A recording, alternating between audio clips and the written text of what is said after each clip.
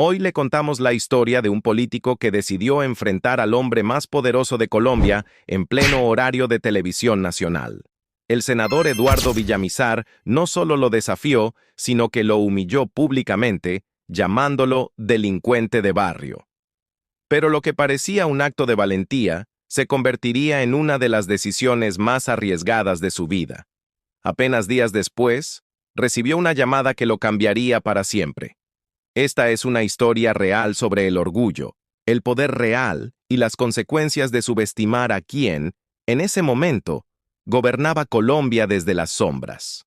Pero nadie, ni siquiera el propio Villamizar, podía imaginar lo que vendría después.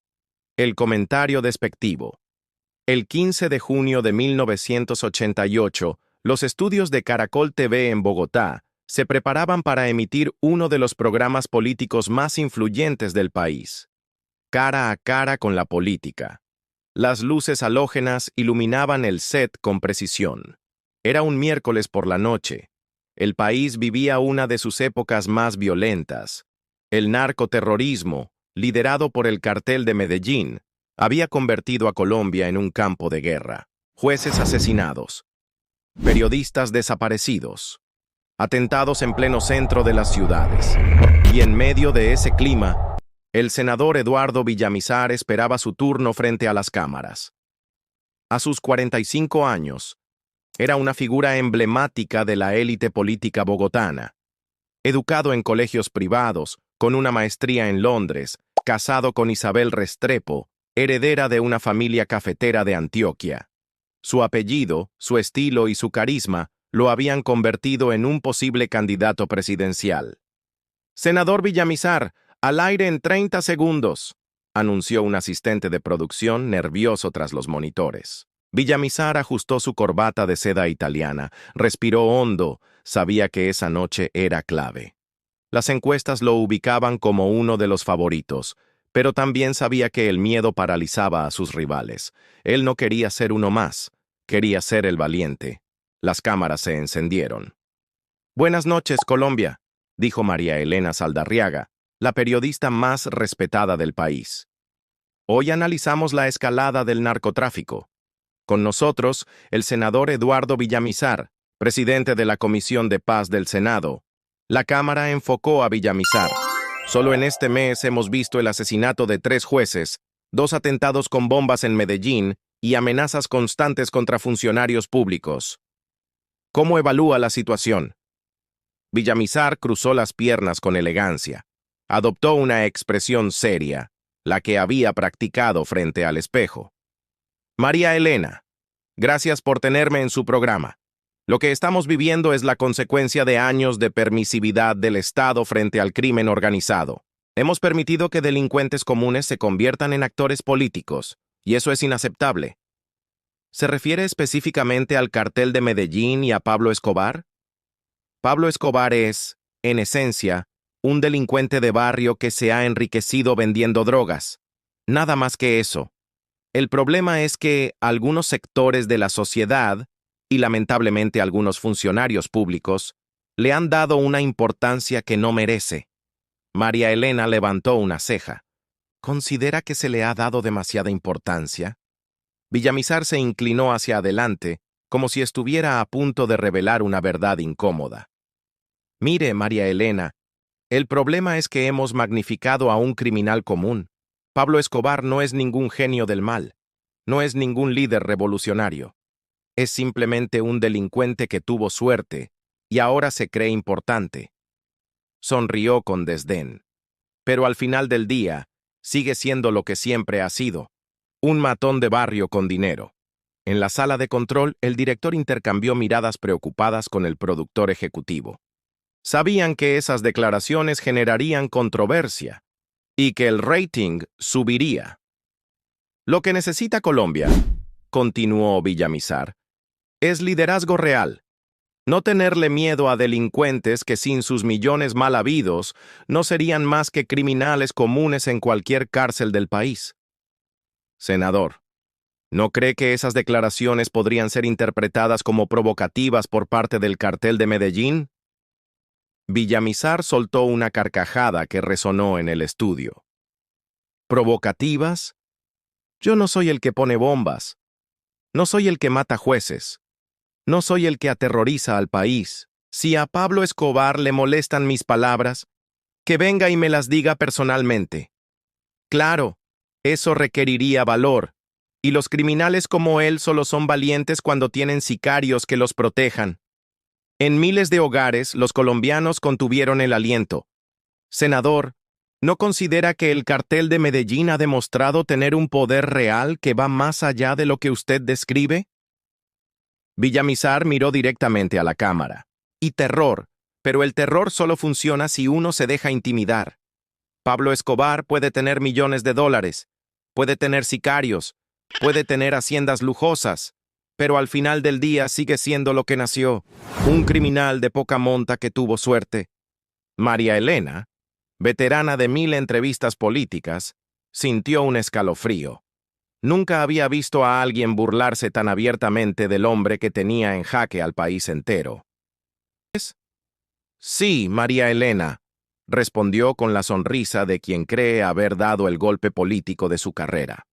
Mi mensaje es que Colombia no se puede dejar intimidar por criminales, y la verdad es que Pablo Escobar es un delincuente común que se aprovechó de la debilidad del Estado para hacerse rico, nada más que eso. Mientras los créditos del programa comenzaron a rodar, Villamizar se quitó el micrófono con satisfacción. Sabía que sus palabras serían noticia en todos los medios del país. ¿Cómo se siente, senador?, preguntó María Elena mientras se desabrochaba su propio micrófono. Me siento como alguien que finalmente dijo lo que todo el mundo piensa. María Elena lo miró con una expresión difícil de descifrar. Espero que sepa lo que está haciendo, senador. Por supuesto que lo sé. Es hora de que alguien le ponga los puntos sobre las íes a estos criminales. Mientras Villamizar salía del edificio de Caracol TV hacia su Mercedes-Benz blindado, se sentía eufórico. Se había diferenciado de todos los políticos que vivían aterrorizados. Había mostrado valentía cuando otros mostraban cobardía. Pero a 300 kilómetros de Bogotá, en la hacienda Nápoles, Pablo Escobar apagó el televisor. La llamada que cambió todo.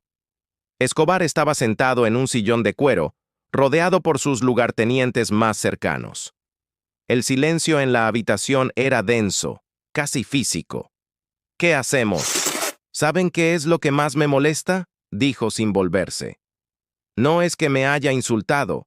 Ya me han insultado. No es que me haya amenazado. Ya me han amenazado. Hizo una pausa. Lo que me molesta es que se haya burlado de mí en televisión nacional, delante de todo el país. Se volvió. Sonrió. Pero fue una sonrisa fría, sin emoción.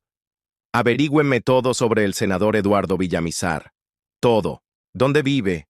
¿Con quién? ¿Qué hace? ¿Dónde va? ¿Qué come? ¿A qué hora se levanta? Todo. Y consíganme su número personal. La llamada, tuntos en la Cabrera, Villamizar llegó a casa. Isabel lo esperaba con una copa de vino. Vi el programa, dijo. ¿Te has vuelto loco? ¿Sabes con quién te acabas de meter? Me metí con un delincuente, respondió sirviéndose un whisky. Con un criminal que se cree intocable. Ese criminal ha matado ministros, y por eso mismo es que alguien tiene que plantarle cara. Si queremos llegar a la presidencia, este era el momento. Colombia necesita un líder que no se deje amedrentar. Isabel lo miró con una mezcla de amor y exasperación. A veces tu ambición me asusta. Mi ambición es por el país.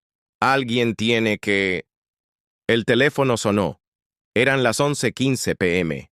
¿Quién podría estar llamando a esta hora?, dijo Villamizar. Buenas noches. ¿Quién habla? Soy alguien que vio su programa esta noche. Me gustó mucho lo que dijo, especialmente cuando dijo que Pablo Escobar era un delincuente de barrio. Eso estuvo muy bueno. Villamizar sintió un escalofrío. Disculpe, ¿quién está hablando? Ya no me reconoce la voz, senador. Qué pena. Y yo que creía que, después de hablar tanto de mí... Villamizar tembló. Isabel lo miró. Supo inmediatamente. Quería llamarlo para agradecerle personalmente por la propaganda que me hizo. No todos los días uno sale en televisión nacional. Yo... Tranquilo, senador. Solo quería hablar con usted. Bueno, senador, dijo Escobar. Aquí estoy diciéndoselo personalmente. La invitación. ¿Qué quiere? Preguntó Villamizar. Usted me invitó. Ya se le olvidó. Dijo que viniera a decírselo personalmente. Bueno, aquí estoy. Escobar hablaba con calma. De fondo, música, risas, copas chocando. Soy un hombre sencillo. Cuando me faltan el respeto, generalmente resuelvo las cosas de maneras directas. Pero usted es un hombre educado, un senador de la República. Me imagino que podemos hablar como caballeros. Sí, sí, por supuesto. Perfecto. Entonces le propongo algo. Usted dijo cosas muy feas de mí en televisión. Me llamó delincuente de barrio, matón, criminal de poca monta. ¿Se acuerda? Yo... No se disculpe todavía, senador. Déjeme terminar. Usted dijo que yo era un criminal común, que había tenido suerte, que sin mis millones no sería más que un preso cualquiera. ¿Sabe qué vamos a hacer? Le voy a dar la oportunidad de conocerme personalmente, de ver si realmente soy el criminal de poca monta que usted describió. No entiendo. Es muy sencillo. Lo invito a almorzar conmigo mañana. ¿Cómo dice? Sí, usted y yo, solos, como caballeros. Así puede comprobar por sí mismo si soy el delincuente de barrio que se cree importante. Señor Escobar, no puedo. Mi agenda... Senador, la voz de Escobar se endureció. No estoy pidiendo permiso. Lo estoy invitando. Y cuando Pablo Escobar invita a alguien, esa persona acepta. ¿Dónde? En un lugar muy bonito. Mañana a las 12 del mediodía, un carro pasará por su casa a recogerlo. Puede avisarle a quien quiera, al DAS, al ejército, a la prensa, pero va a venir. ¿Qué va a pasar en ese almuerzo? Nada malo, senador. Solo vamos a conversar. Usted va a conocer al verdadero Pablo Escobar. Y después se va a ir a su casa, va a cenar con su bella esposa Isabel y va a seguir siendo senador de la República. Villamizar sintió un escalofrío al escuchar que Escobar conocía el nombre de su esposa. ¿Cómo sabe? Yo sé muchas cosas. Sé que vive en La Cabrera, en la carrera 11 con calle 94. Sé que tiene un Mercedes-Benz plateado, modelo 87. Sé que su esposa es de Medellín, que estudiaron juntos en Londres, que no tienen hijos. Sé que le gusta el whisky Johnny Walker Blue Label, que va al country club todos los sábados, que su sastre es don Emilio en la zona rosa. ¿Cómo? Senador, usted me conoce por los periódicos, yo lo conozco por la vida real. ¿Ve la diferencia? Villamizar se dejó caer en el sofá, abrumado. Bueno, senador, lo dejo descansar. Mañana tiene un día importante. Hasta mañana. La línea se cortó. La decisión Villamizar colgó. Temblaba. ¿Qué te dijo? Preguntó Isabel. Le contó todo. No puedes ir. Si no voy, mi carrera se acaba. Si voy, tal vez viva. Esa noche no durmió. A las 3 a.m. llamó a Hernando Peña, su jefe de seguridad. Hernando, soy Eduardo. Necesito que vengas a la casa ahora. Una hora después, Hernando estaba sentado en la sala, escuchando con incredulidad. Senador, usted no puede ir. Es obvio que es una trampa. Escobar lo va a matar. Entonces, ¿por qué no me mató en mi casa? ¿Por qué no puso una bomba en mi carro? ¿Por qué todo este teatro? Hernando se quedó pensativo. Puede ser que quiera humillarlo públicamente, que lo grabe diciendo algo comprometedor, o que quiera usarlo para enviar un mensaje a otros políticos. O puede ser que simplemente quiera conocerme, que quiera demostrarme algo. ¿Demostrarle qué?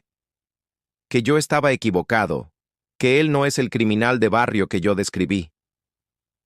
A las 6 a.m., Villamizar tomó una decisión. Llamó a su secretaria y canceló todas sus citas del día. Luego llamó al director de El Tiempo. Alberto, soy Eduardo Villamizar. Necesito que publiques algo mañana. ¿Qué cosa? Quiero que sepas que voy a reunirme con Pablo Escobar. Si algo me pasa, quiero que el país sepa que fui voluntariamente, que nadie me secuestró. Eduardo, ¿te has vuelto loco? Puede ser, pero voy a ir. El viaje a Nápoles. A las 11:30 a.m., Villamizar se vistió con su mejor traje. Isabel lo abrazó. Si no regresas, voy a regresar. ¿Cómo lo sabes? Porque si Pablo Escobar hubiera querido matarme, no habría necesitado invitarme a almorzar. A las 12 en punto, un Mercedes-Benz negro se detuvo frente a su casa. Un chofer en uniforme tocó la puerta. Senador Villamizar, el señor Pablo lo está esperando. Villamizar besó a Isabel una última vez y subió al carro. Mientras se alejaban de Bogotá, Villamizar se preguntó si estaba cometiendo el error más grande de su vida, o si estaba a punto de vivir la experiencia más importante de su carrera política.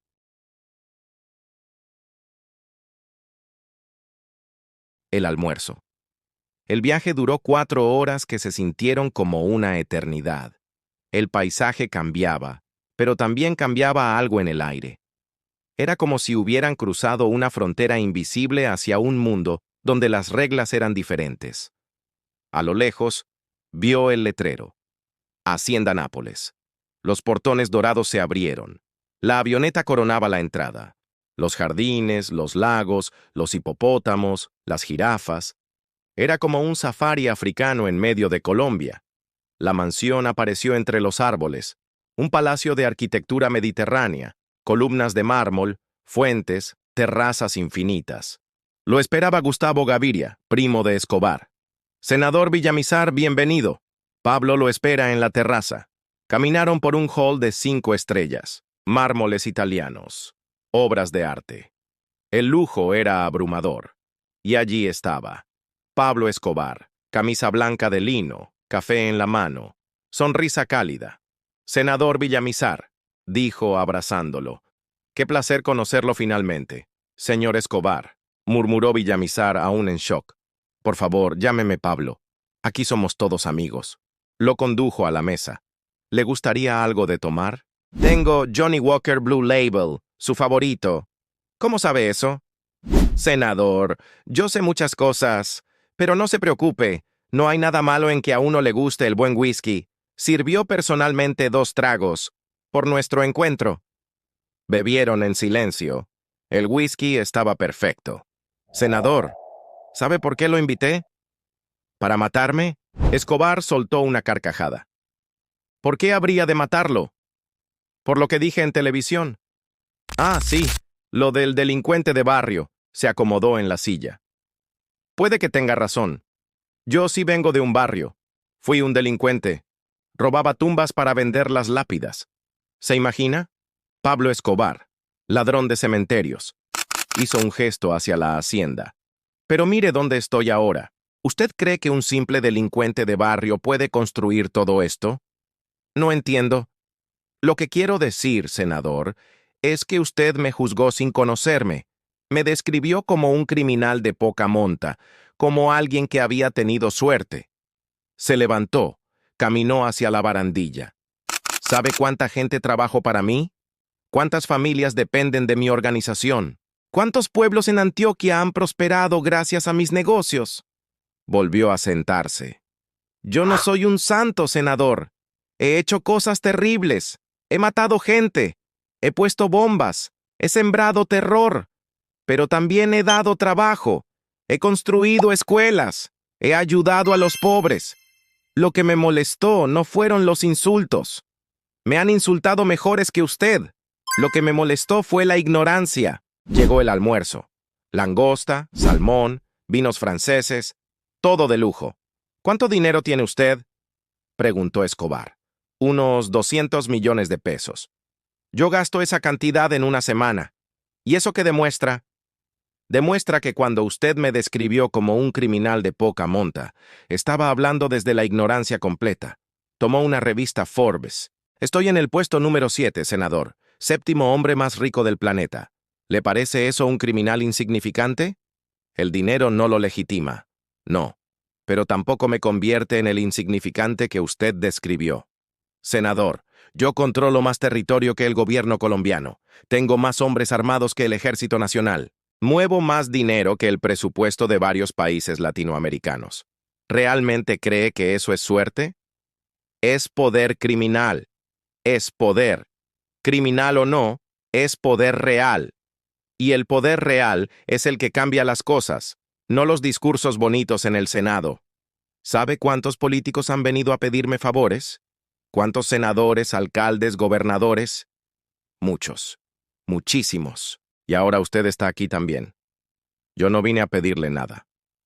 No, usted vino porque yo lo invité. Pero el resultado es el mismo. Está aquí, en mi mesa, comiendo mi comida, bebiendo mi whisky. Villamizar sintió una humillación profunda. ¿Sabe qué voy a hacer con usted, senador? ¿Qué? Nada. ¿Cómo nada?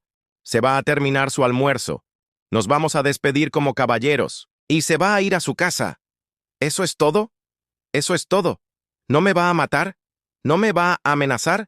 ¿Para qué? Ya aprendió la lección. ¿Cuál lección? Que el poder real en este país no está en el Congreso, senador. Está en lugares como este. Usted puede regresar a Bogotá y seguir siendo senador. Puede seguir dando discursos bonitos sobre democracia y justicia. Pero ahora ya sabe quién manda realmente. Escobar se levantó. Fue un placer conocerlo, senador. Gustavo lo va a acompañar al carro. Villamizar se levantó, mareado. ¿Por qué no me mató? Porque usted vivo me sirve más que muerto. Ahora sabe la verdad. Y cada vez que alguien hable de Pablo Escobar como un criminal insignificante, usted va a recordar esta hacienda, esta comida, esta conversación, y va a saber que están equivocados. Estrecharon manos. Villamizar sintió que acababa de cambiar para siempre su comprensión del poder en Colombia. El político que aprendió a callar. El viaje de regreso fue en silencio. Cuando llegó a su casa, eran casi las 8 p.m. Isabel corrió a abrazarlo. ¿Estás bien? No me hizo nada. ¿Cómo que no te hizo nada? Estuviste todo el día con Pablo Escobar. Almorzamos, hablamos. Me mostró su hacienda y me mandó de vuelta a casa. Isabel lo miró con intensidad. Hay algo diferente en ti. Sí, hay algo diferente. Esa noche le contó todo. La opulencia, la sofisticación, la conversación, la humillación silenciosa. ¿Qué vas a hacer ahora? No lo sé. La rueda de prensa. Días después, Villamizar dio una rueda de prensa. Fue una conversación civilizada, dijo. No hubo amenazas, no hubo pedidos. ¿Ha cambiado su opinión sobre Escobar? Hizo una pausa larga. Pablo Escobar es un hombre mucho más complejo de lo que cualquiera imagina. Fue una retractación silenciosa. Su carrera presidencial se derrumbó. La llamada final. 3 semanas después, Escobar volvió a llamar. Vi su rueda de prensa. Me gustó. ¿Qué quiere? Solo un consejo. El político inteligente entiende que hay batallas que no se pueden ganar. La línea se cortó. El retiro. En octubre de 1988, Villamizar anunció que no sería candidato presidencial. Me retiro por motivos personales y familiares. Isabel lo encontró esa noche bebiendo whisky. ¿Te arrepientes? No. Pero me cambió. Me hizo ver que el poder real no está donde yo creía. ¿Y ahora? Voy a ser un senador discreto. Nunca más fingiré que entiendo cómo funcionan las cosas. La sabiduría forzada. Villamizar nunca volvió a hablar de Escobar. Vio cómo otros políticos que lo desafiaron fueron asesinados. Luis Carlos Galán, Bernardo Jaramillo, Carlos Pizarro. En 1993, cuando Escobar murió, Villamizar estaba en el Senado. ¿Cómo te sientes? Aliviado y triste. ¿Triste por Escobar? Sí, era un criminal, pero también era la prueba de que nuestras instituciones no funcionan. La entrevista final. En 2005, un joven periodista le pidió una entrevista. ¿Qué aprendió de esa experiencia? Aprendí que el orgullo es el defecto más peligroso de un político.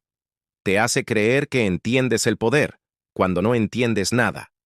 ¿Cree que Escobar era un monstruo? Se quedó en silencio. Era un criminal, un asesino. Pero también era la persona más inteligente y peligrosa que he conocido, porque entendía el poder mejor que todos nosotros juntos.